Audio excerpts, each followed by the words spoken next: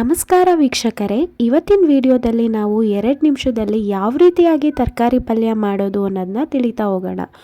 ಮೊದಲಿಗೆ ಇಲ್ಲಿ ಕುಕ್ಕರ್ನ ತಗೊಂಡು 2 ಟೇಬಲ್ ಸ್ಪೂನ್ ಆಯಿಲ್ ಹಾಕಿ, ನಂತರ ಇಲ್ಲಿ ನಾನು ಬೆಳ್ಳುಳ್ಳಿನ ಹಾಕಿದ್ದೀನಿ.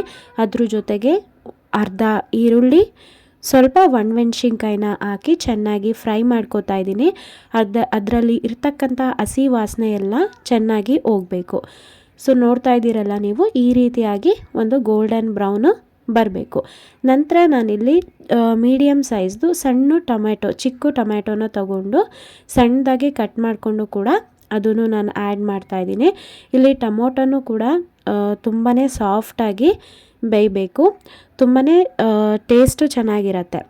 ನೀವೇನಾದರೂ ಫಸ್ಟ್ ಟೈಮ್ ನಮ್ಮ ಯೂಟ್ಯೂಬ್ ಚಾನೆಲ್ ನೋಡ್ತಾ ಇದ್ದರೆ ಈ ಕೂಡಲೇ ಚಾನೆಲ್ಗೆ ಸಬ್ಸ್ಕ್ರೈಬ್ ಆಗಿ, ಪಕ್ಕದಲ್ಲಿರೋ ಬೆಲ್ ಐಕನ್ನ ಕ್ಲಿಕ್ ಮಾಡಿ ಆಲ್ ನೋಟಿಫಿಕೇಷನ್ನ ಆನ್ ಮಾಡ್ಕೊಳ್ಳೋದ್ರಿಂದ ನಾನು ಅಪ್ಲೋಡ್ ಮಾಡೋ ಎಲ್ಲ ವೀಡಿಯೋಸು ನಿಮಗೆ ನೋಟಿಫಿಕೇಷನ್ ಮುಖಾಂತರ ಸಿಗುತ್ತೆ. ನಿಮ್ಮ ಮನೆಗೆ ಯಾರಾದರೂ ಸಡನ್ನಾಗಿ ಗೆಸ್ಟ್ ಬಂದಿರ್ತಾರೆ, 2 ನಿಮಿಷದಲ್ಲಿ ಈ ರೀತಿಯಾದಂಥ ನೀವು ತರಕಾರಿ ಪಲ್ಯನ ರೆಡಿ ಮಾಡ್ಕೋಬೋದು. ಈ ಒಂದು ತರಕಾರಿ ಪಲ್ಯ ಮಾಡೋದಕ್ಕೆ ಯಾವುದೇ ರೀತಿಯಾದಂಥ ಅದೇ ತರಕಾರಿ ಬೇಕು, ಇದೇ ತರಕಾರಿ ಬೇಕು ಅಂತ ಏನೂ ಇಲ್ಲ. ನಿಮ್ಮ ಮನೆಯಲ್ಲಿ ಯಾವ ತರಕಾರಿ ಇರುತ್ತೋ ಆ ತರಕಾರಿನ ಚೆನ್ನಾಗಿ ತೊಳೆದು ಕಟ್ ಮಾಡಿಕೊಂಡು ಈ ರೀತಿಯಾಗಿ ನೀವು ಕುಕ್ಕರ್ಗೆ ಸೇರಿಸ್ಬೇಕಾಗುತ್ತೆ. ಯಾವುದೇ ರೀತಿಯಾದಂಥ ಏನೂ ರುಬ್ಬೋಂಗೆ ಇಲ್ಲ. ನೆಕ್ಸ್ಟ್ ಇದಾದಮೇಲೆ ನಾನು 1 ಟೇಬಲ್ ಸ್ಪೂನು ಖಾರದ ಪುಡಿನ ತಗೋತಾ ಇದ್ದೀನಿ. ಹಾಗೆ ಇಲ್ಲಿ 2 ಟೇಬಲ್ ಸ್ಪೂನು ನಾನು ಸಾಂಬಾರು ಪುಡಿ ಅಂದರೆ ಧನಿಯಾ ಪುಡಿನ ತಗೋತಾ ಇದ್ದೀನಿ. ಚಿಕ್ಕ ಸ್ಪೂನ್ ಆಗಿರೋದ್ರಿಂದ ನಾನು 2 ಸ್ಪೂನ್ನ ತೊಗೊಂಡಿದ್ದೀನಿ. ಇಲ್ಲಿ ರುಚಿಗೆ ತಕ್ಕಷ್ಟು ಉಪ್ಪನ್ನ ನೋಡಿಕೊಂಡು ಆ್ಯಡ್ ಮಾಡ್ಕೊಳ್ಳಿ.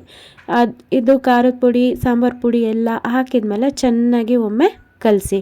ಇದು ತುಂಬ ಜಾಸ್ತಿ ನೀರು ಹಾಕಬಾರ್ದು, ಸ್ವಲ್ಪ ನೀರು ಹಾಕಿ ಮೇಲೆ ಈ ರೀತಿಯಾಗಿ ತೆಂಗಿನಕಾಯಿನ ಉದುರಿಸ್ಬೇಕಾಗತ್ತೆ.